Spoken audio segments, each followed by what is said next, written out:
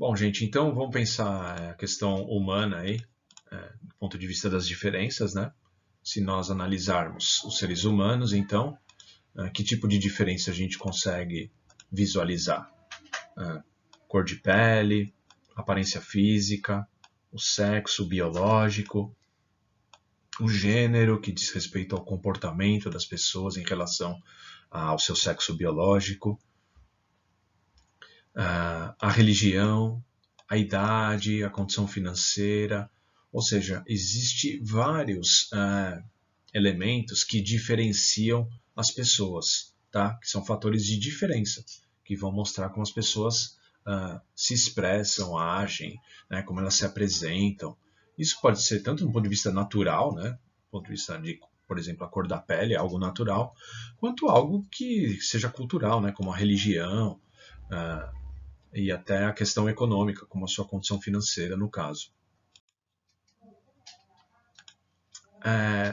Essas diferenças, então, elas vão se tornar desigualdades, né, que nem nós falamos, na medida em que elas vão receber valores, na medida em que haverá uma atribuição de valores que vão desigualar esses elementos aqui de diferença.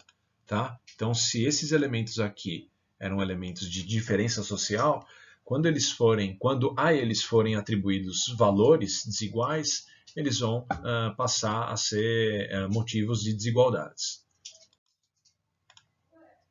E quais valores? Como que se valoriza ou desvaloriza as pessoas socialmente em torno dessas características de diferença? Dá para pensar? Como que se valoriza ou desvaloriza alguém? Como que se mede isso? Se nós pensarmos a ideia de respeito, a ideia das oportunidades que são dadas às pessoas, a liberdade que é dada a elas, a dignidade, justiça, a remuneração financeira, né, e outras formas aí, são maneiras de valorizar ou não valorizar os seres humanos. Né? A gente entende esse conjunto como os direitos das pessoas. Né? Isso tem que ser reforçado, inclusive legalmente, né, para que esses direitos sejam garantidos. A ideia de uma universalidade, que todo ser humano teria direito de ser valorizado nesses mais diferentes aspectos. Então, os valores que são dados aos seres humanos, né, diferente lá dos números, né, o 5, o 3, para dar um valor para as coisas, os valores humanos são medidos em relação a esses atributos aqui, né, respeito, oportunidade, liberdade, dignidade, remuneração, inclusive o valor, né, financeiro, no caso, e até outras formas. Tá?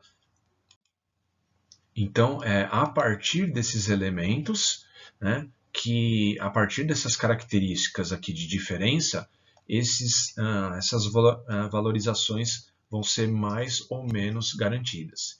Então, conforme a cor da pele, mais respeito ou menos respeito, mais oportunidade ou menos oportunidade, mais justiça ou menos justiça, mais remuneração, conforme a aparência física, a mesma coisa, conforme o seu sexo biológico, a mesma coisa, conforme o seu gênero comportamental, né? A mesma coisa, a religião, a idade, enfim, as diferenças humanas passam a ser valorizadas ou não valorizadas em torno desses elementos aqui. E como são atribuídos os valores, gente? Lembram que os valores, eles são elementos da cultura. Lembram disso? Da cultura imaterial. Né? Então, o jeito que as sociedades valorizam ou desvalorizam as pessoas e as coisas tem a ver muito com a cultura do meio social na qual essas pessoas estão inseridas. E aí vocês se lembram do processo de socialização, né? O processo pelo qual esses valores vão ser ensinados às pessoas. Né? Então, vocês se lembram bem que o processo de socialização é um processo no qual as pessoas são ensinadas, né, são educadas sobre a cultura do meio social da qual elas fazem parte. Lembram dessa metáfora aqui, né? O copo sendo enchido, né?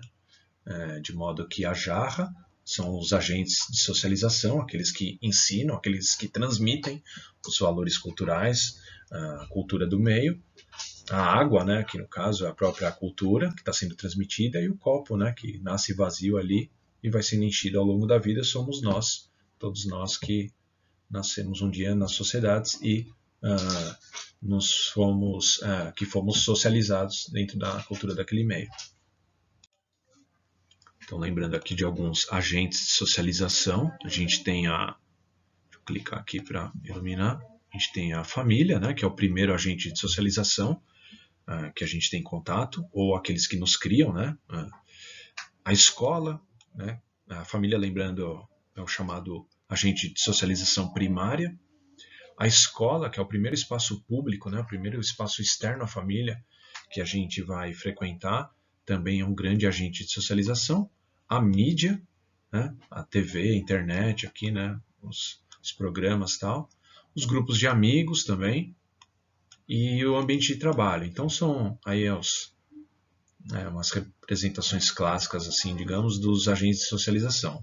Ou seja, a jarra aqui que vai nos transmitir o elemento cultural daquele meio. Bom, então, dando continuidade aqui para essa outra perspectiva da desigualdade, né? A gente viu que é através da socialização que a desigualdade ela é ensinada, ela é reproduzida, ela é transmitida a partir de valores que são atribuídos de maneiras diferentes às pessoas. Então a gente tem aqui uma ideia no caso, o nosso foco vai ser a desigualdade racial, né, quanto à discriminação racial e o racismo. Lembrando que nem toda discriminação é racial, ela pode ser de outra ordem. Discriminar, é bom lembrar que significa tratar diferente, tá? Então trata-se diferente, se discrimina as pessoas por conta da raça nesse exemplo aqui. Então, se trata diferente, voltando aqui, né, do ponto de vista de respeito, se respeita mais ou se respeita menos, trata-se diferente, se discrimina em relação a oportunidades, liberdade, dignidade, então esses valores passam a ter pesos distintos. Do ponto de vista de gênero, a desigualdade de gênero, então a discriminação, sobretudo contra a mulher, no caso, contra o comportamento da mulher, né? Então a gente tem aí o fenômeno do machismo, enquanto uma ideia de que o homem seria superior à mulher, descambando para o feminicídio, que é o extremo aí da desigualdade de gênero, que é quando se anula a vida da mulher, no caso. E a desigualdade de classe, que é uma desigualdade de bastante peso para a sociologia, como foi dito lá anteriormente, que diz respeito, sobretudo, à concentração de riqueza, né, e à sua má distribuição, consequentemente. Então, a desigualdade de classe se manifestaria nesse sentido. A gente vai ver cada um desses aspectos aqui, né, aos pouquinhos, logo em seguida. E aí a questão, gente, como que a gente visualiza a desigualdade? Como que a gente enxerga ela? Né? Porque para se fazer sociologia a gente precisa evidenciar os fenômenos.